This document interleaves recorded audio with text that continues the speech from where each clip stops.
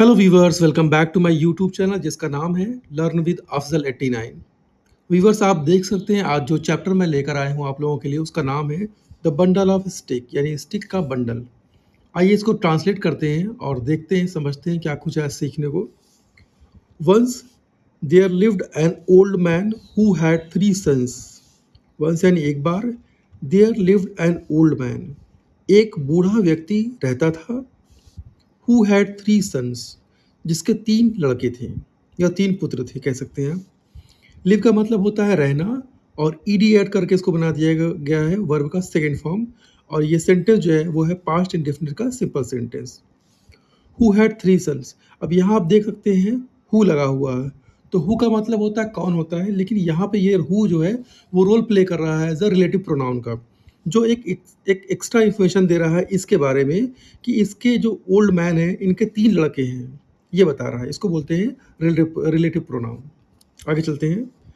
They worked hard but constantly quarrelled among themselves.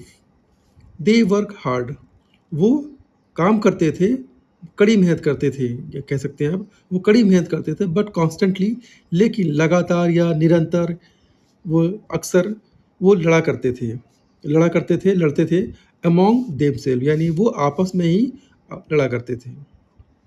Since they kept fighting they did not get any work done.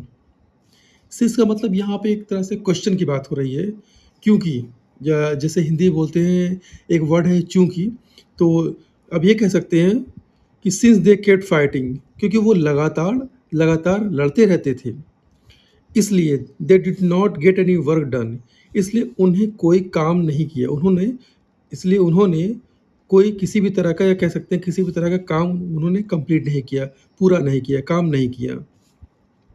One day यानी एक दिन, the father gave each of them a stick and asked them to break it. एक दिन the father gave, यानी पिता ने, उनके जो पिता हैं उनके फादर ने दिया ईच ऑफ देम, हर एक को एक स्टिक दिया। एंड आस्क्ड, और कहा। आस्क का मतलब होता है कहना होता है और पूछना भी होता है। और कहा, क्या कहा?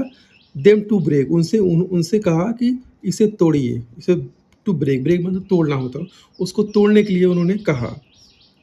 दे accomplished the task but quarreled about who finished it first. They accomplished मतलब होता है समाप्त करना।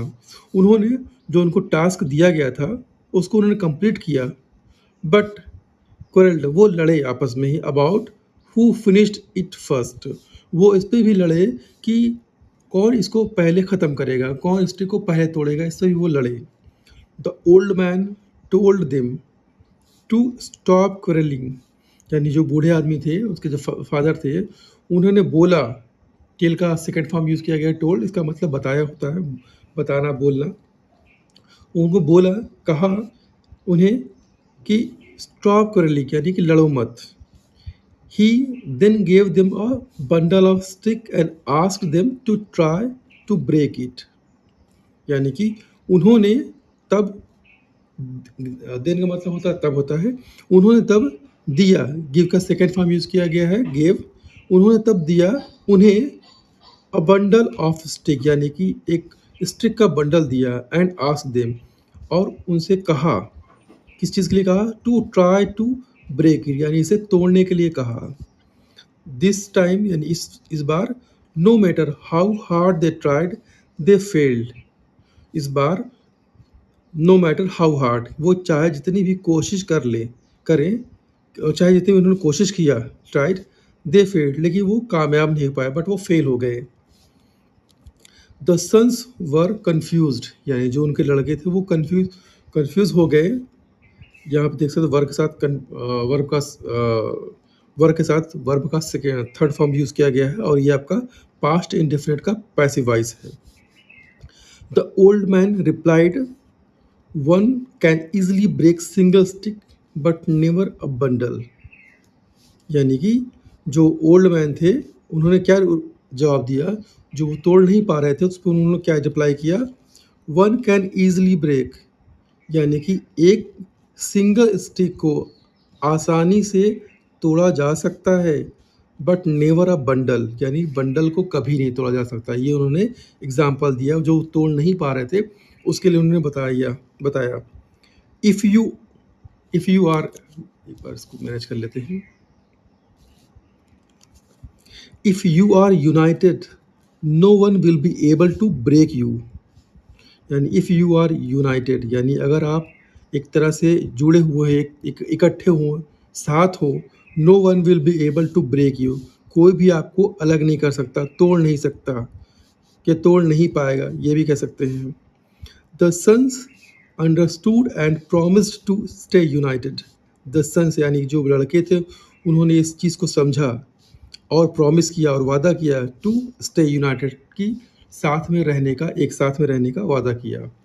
तो आप अगर आप देखेंगे इसका, इस स्टोरी का जो मोरल है वो ये है, united we stand, divide we fall.